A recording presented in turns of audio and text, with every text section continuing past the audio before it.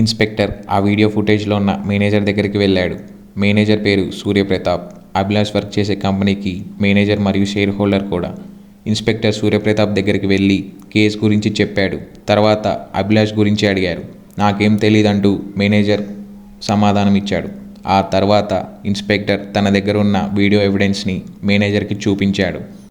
Welcome to నాకు అర్థం కాలేదు క్రైమ్ సిరీస్. సౌందర్యను పిలవమని మేనేజర్కి చెప్పాడు. సౌందర్య వచ్చింది.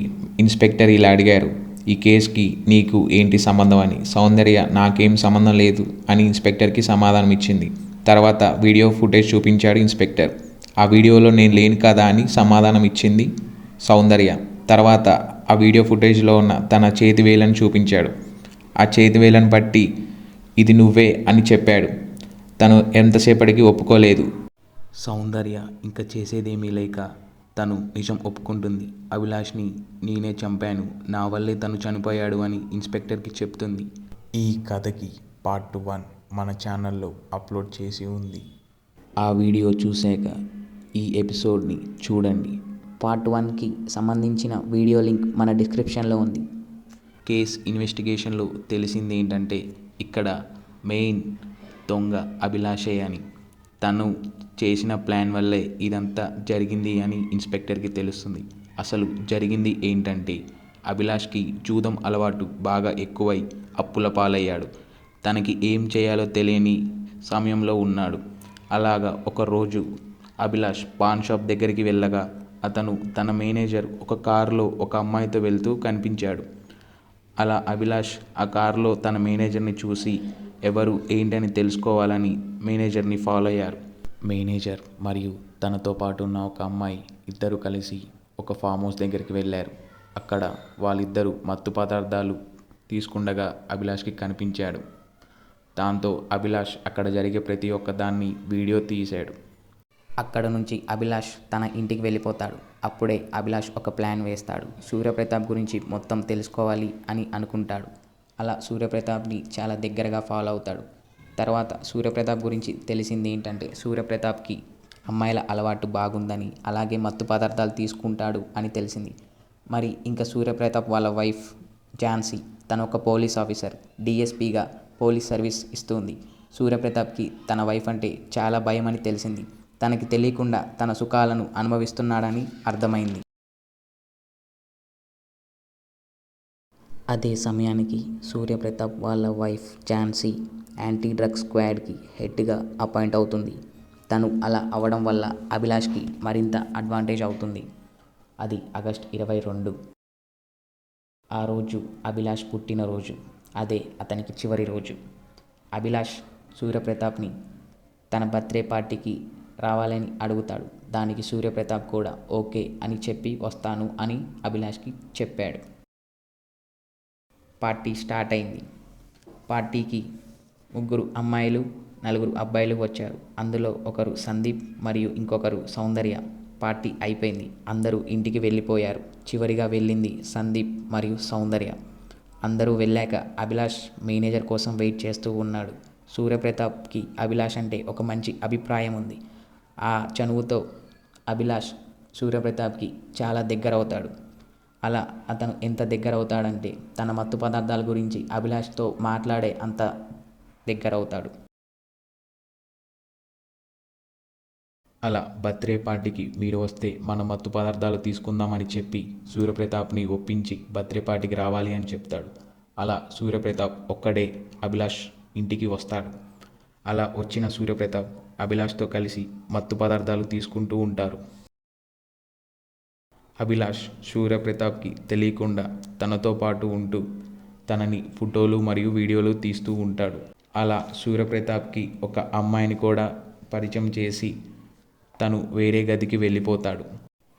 అభిలాష్ వేసిన ప్లాన్ ఏంటి అంటే తన మేనేజర్ సూర్యప్రతాప్కి సొసైటీలో మంచి పేరు ఉంది, అలాగే తను ఒక బిగ్ షాట్, మరియు సూర్యప్రతాప్ వాళ్ళ వైఫ్ ఝాన్సీ ఒక స్ట్రిక్ట్ పోలీస్ ఆఫీసర్ మరియు యాంటీ డ్రగ్స్ స్క్వాడ్కి హెడ్గా అపాయింట్ అయ్యింది. సూర్యప్రతాప్కి ఉన్న వీక్నెస్తో అభిలాష్ దాన్ని క్యాష్ చేసుకొని తన అప్పులు తీర్చుకుందాం అనుకుంటాడు. సూర్యప్రతాప్ని బ్లాక్మెయిల్ చేద్దామని ఫిక్స్ అయ్యాడు.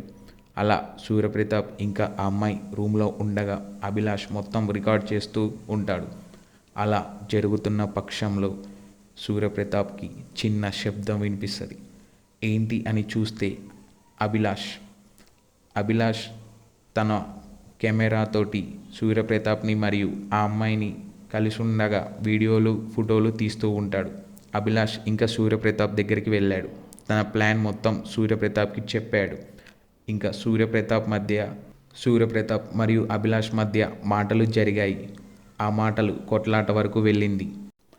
ఈ ఘర్షణలో మేనేజర్ లాస్ట్ ఫోన్ కాల్ మాట్లాడింది సౌందర్యతో. సౌందర్య నెంబర్కి ఫోన్ టచ్ అయ్యి సౌందర్యకు కాల్ వెళ్ళింది. సౌందర్య అభిలాష్ వాళ్ళ ఇంటికి దగ్గరలోనే ఉంటుంది.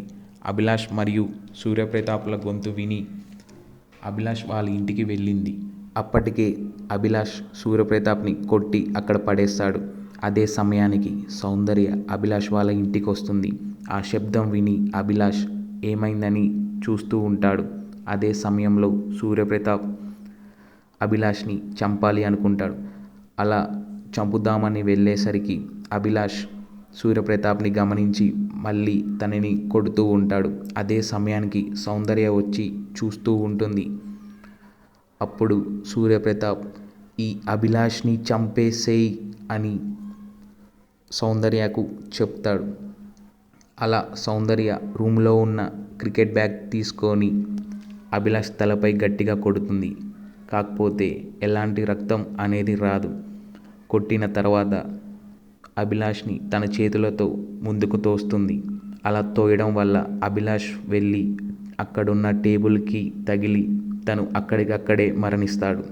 ఇది అంతా చూస్తూ ఒక మూలన ఉంది ఆశ ఎవరంటే అభిలాష్ మేనేజర్ కోసం తీసుకొచ్చిన అమ్మాయి. ఆశాని మేనేజర్ మరియు సౌందర్య ఒకచోట కట్టిపడేసి కూర్చోబెడతారు. సూర్యప్రతాప్ మరియు సౌందర్య ఇద్దరు కలిసి వాళ్ళు వచ్చిన ఆనవాళ్ళు ఏమీ లేకుండా చేస్తారు. అభిలాష్ తీసిన ఫోటోలు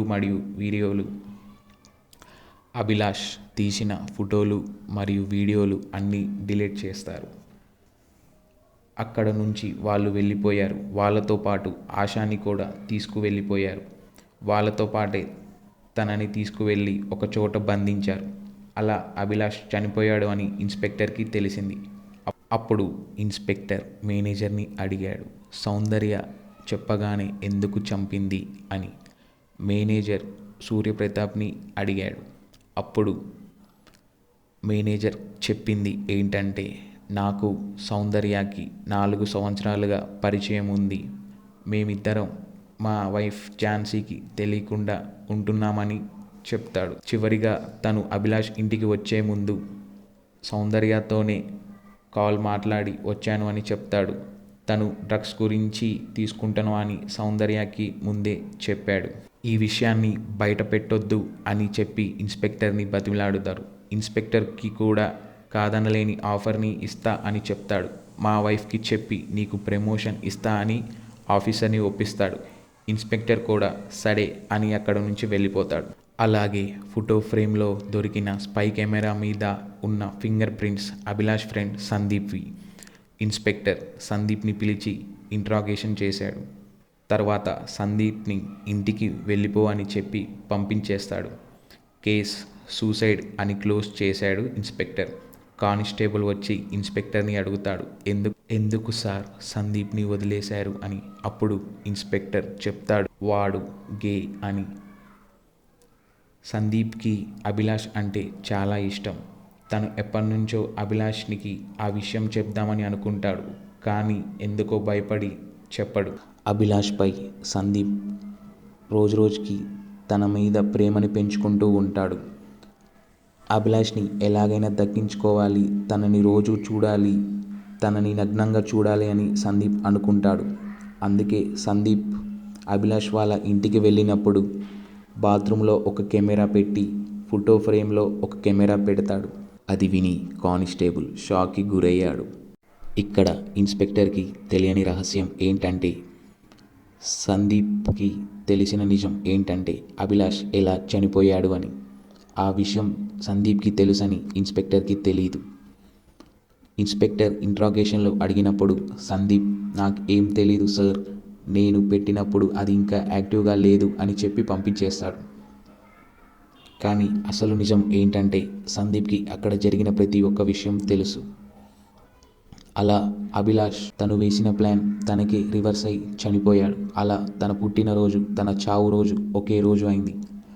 ఈ క్రైమ్ స్టోరీలో ఎవరు మంచోళ్ళు ఎవరు చెడ్డోళ్ళు అని మీరు కామెంట్ చేయండి.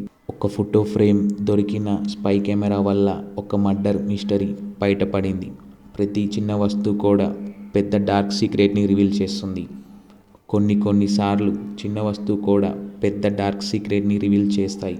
ఈ కథ మీకు నచ్చినట్టయితే లైక్ చేయండి, షేర్ చేయండి, అలాగే సబ్స్క్రైబ్ చేయండి.